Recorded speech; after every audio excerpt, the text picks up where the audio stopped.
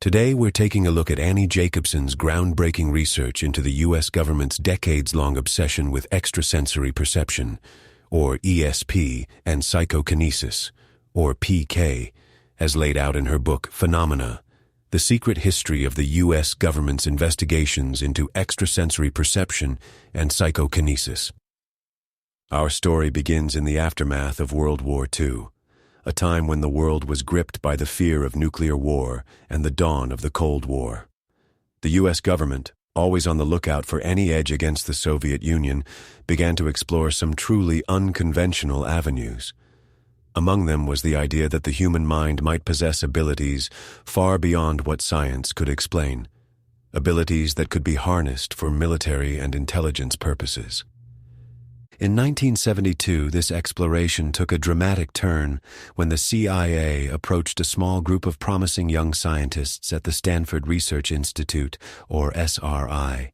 The agency challenged them to answer a simple yet profound question. Could extrasensory perception and psychokinesis be proven to exist in a laboratory setting? And if so, how could these abilities be weaponized in the fight against the Soviets? The results were nothing short of astonishing. By 1975, the CIA had concluded that there was indeed a large body of reliable experimental evidence pointing to the existence of ESP. This conclusion sent shockwaves through the military and intelligence communities. Suddenly, everyone wanted in on the action: the Navy, the Air Force, the Army, the Coast Guard, the Defense Intelligence Agency, the National Security Agency, and even the Joint Chiefs of Staff all began to take a keen interest in these phenomena. But why? What was it about these seemingly supernatural abilities that captured the imagination of the U.S. government? To understand this, we need to look back to World War II. The Nazis, it turned out, were deeply invested in the occult. Heinrich Himmler, the head of the SS, was particularly fascinated by astrology, runes, and ancient Germanic magic. He even created a vast science academy called the Ahnenerbe, which conducted research into mystical and supernatural phenomena. The Allies captured the Ahnenerbe's work at the end of the war, and its secrets soon became part of the burgeoning psychic arms race between the United States and the Soviet Union. But it wasn't just the Nazis who were interested in the supernatural. In the United States, a British astrologer named Louis de Wohl was recruited by British intelligence to influence American public opinion. De Wohl, hailed as the modern Nostradamus, used his syndicated astrology column to spread propaganda and sway public opinion in favor of the Allied cause. His success demonstrated the potential power of belief and the manipulation of the supernatural for political purposes. As the Cold War intensified, the U.S. government began to explore the potential of ESP and PK as tools for intelligence gathering and psychological warfare. The CIA's experiments at SRI were just the beginning. The Navy, for example, was interested in using ESP as a backup means of communication in the event of a nuclear strike. The idea was that telepathy might be able to penetrate the depths of the ocean where traditional radio signals could not reach. Meanwhile, the Army was conducting its own experiments, including one that involved using psychics to locate hidden enemy tunnels during the Vietnam War.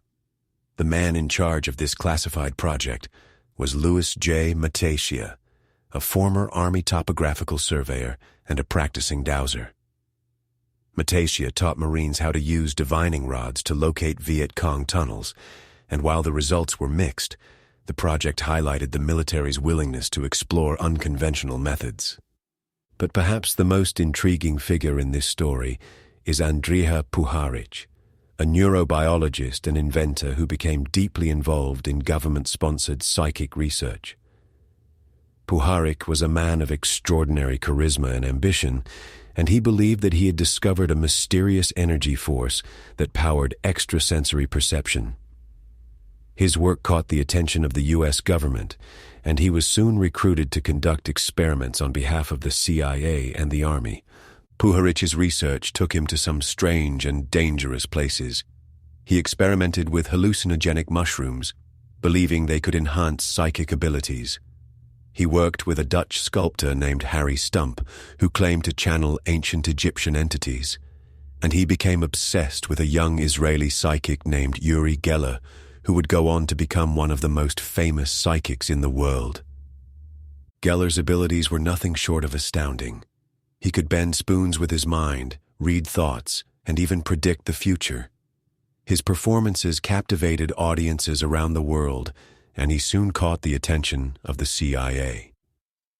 The agency recruited Geller to undergo a series of tests at SRI, where he was subjected to some of the most rigorous scientific scrutiny ever applied to a psychic. The results were impressive. Geller consistently demonstrated his abilities under controlled conditions, and the CIA was convinced that he was the real deal. But not everyone was convinced. Skeptics, including the magician James Randi, accused Geller of being a fraud and a charlatan.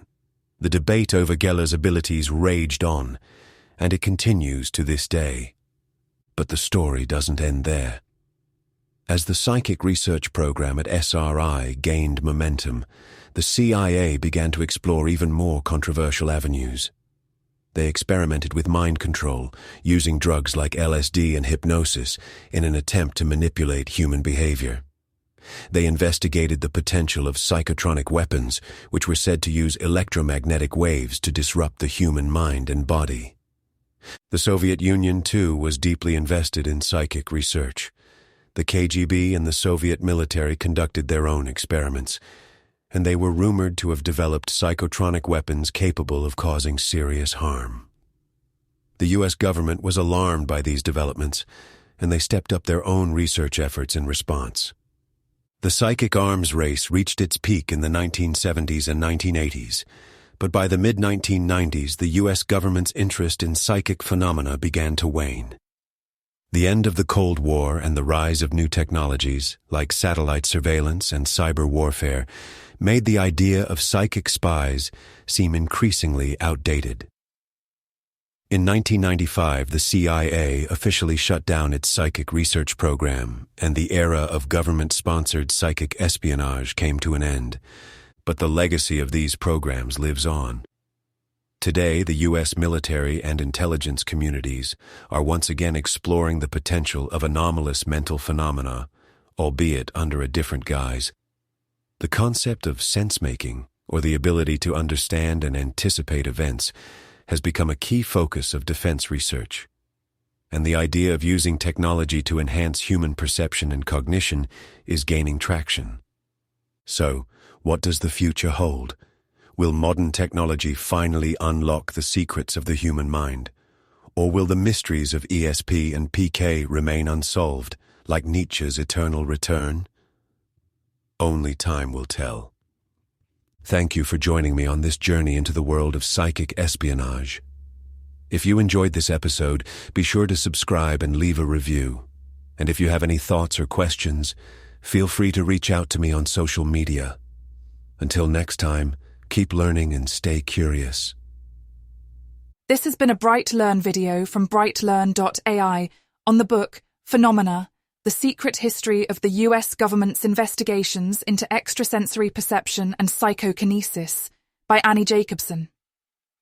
Visit BrightLearn.ai for more fascinating videos like this one, and naturalnews.com for full editorial coverage and breaking news on critical stories that keep you informed and aware of what's really going on.